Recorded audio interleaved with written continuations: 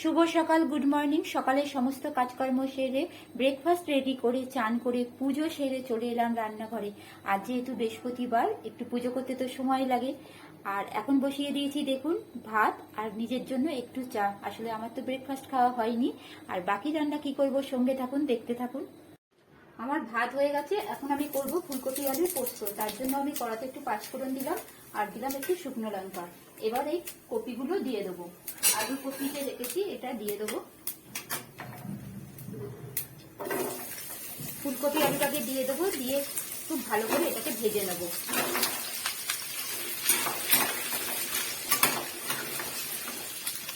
একটু হলুদ দিয়ে দেবো,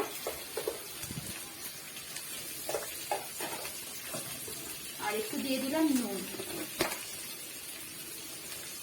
দিয়ে এখন এটাকে ভালো করে ভাজবো। ভালো করে ভেজে নেব।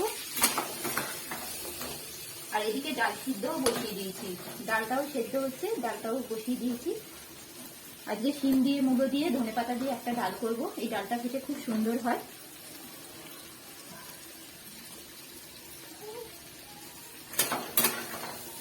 এবার এটা ভেজে নিই, কিছুক্ষণ ভেজে নিই, তারপর আবার দেখাচ্ছি। ফুলকপি আলুটা দেখুন ভালো করে ভাজা হয়ে গেছে। এবার এর মধ্যে আমি দিয়ে দেবো বেটে রাখা পোস্ত। কাঁচা লঙ্কা দিয়ে আমি পোস্তটা বেটে রেখেছিলাম, এটা আমি এর মধ্যে এখন দিয়ে দেবো। দিয়ে আরেকটু ভেজে নেব, আরেকটু ভেজে নেব। আর এর মধ্যে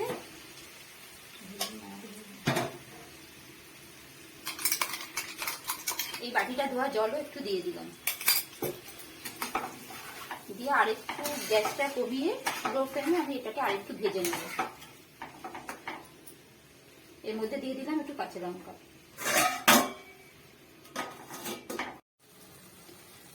আমার ফুলকপি আলুর পোস্তটা দেখুন হয়ে গেছে। এর মধ্যে আমি এখন দিয়ে দেবো একটুখানি সর্ষের তেল। এবার একটু সর্ষের তেল দিয়ে এটাকে আমি এখন চাপা দিয়ে দেবো। খুব সুন্দরভাবে সব গলেও গেছে আর হয়েও গেছে।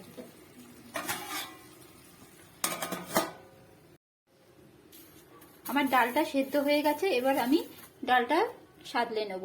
এর মধ্যে আমি দিলাম সর্ষে, সর্ষে দেবো, আর একটু জিরে দেবো, আর দেবো একটু কটা শুকনো লঙ্কা। শুকনো লঙ্কা দিয়ে দিলাম, দিয়ে এবার আমি এর মধ্যে দিয়ে দেবো। এটা একটু মশলাটা হয়ে যাক, একটু তেজপাতাও দিয়ে দিলাম, আর দেবো একটুখানি আদা।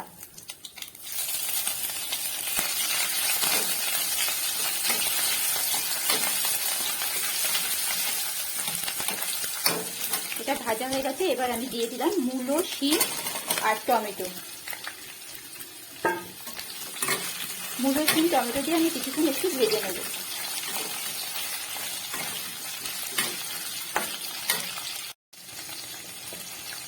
আর অল্প নুন দিলাম, কারণ আগে আমি ডাল সেদ্ধ করার সময় ডালের মধ্যে আমি নুন দিয়েছি, তাই নুনটা অল্প দিলাম, আর হলুদও অল্প দিলাম। এই দুটো এখন ভালো করে ভেজে নেব। আমার সবজিগুলো ভাজা হয়ে গেছে, এর মধ্যে আমি এবার ডালটা দিয়ে দেবো। আমি মুগ ডালকে একটু ভেজে সেদ্ধ করে রেখেছিলাম। আর একটু গরম জল এর মধ্যে অ্যাড করব। ডালে ঠান্ডা জল দিলে ডালের স্বাদটা ভালো লাগে না, তাই একটু গরম জল দিলাম। আর সামান্য একটু চিনি, যেহেতু মুগ ডাল তাই একটু চিনি দিলাম। আর দিলাম কটা চিড়ে রাখা কাঁচা লঙ্কা। এখন ডালটা একটু ফুটে যাক।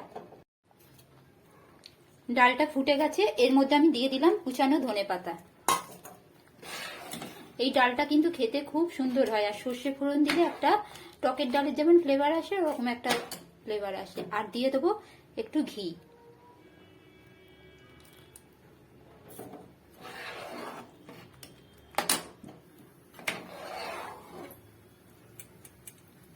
হয়ে গেল আজকে আমার মূলো দিয়ে, শিম দিয়ে, টমেটো দিয়ে ডাল।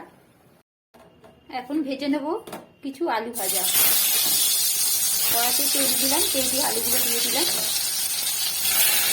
আজকে আমি আসলে মাছ ডিম কিছুই করিনি, আজকে এগুলোই রান্না করেছি, তাই আলু ভাজা তো একটু লাগবেই।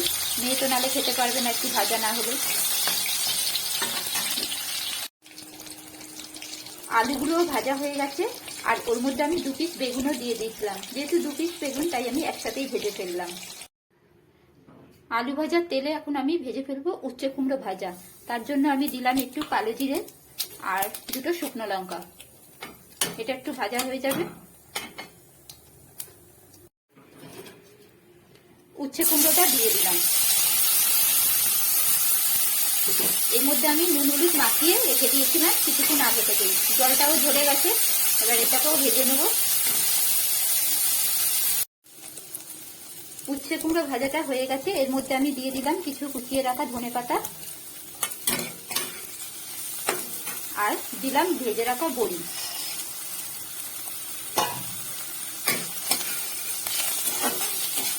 হয়ে গেল আজকের আমার দুপুরের রান্না বান্না। তো আজকের এই রান্না আপনাদের কেমন লাগলো অবশ্যই জানাবেন। ভালো থাকবেন, সুস্থ থাকবেন।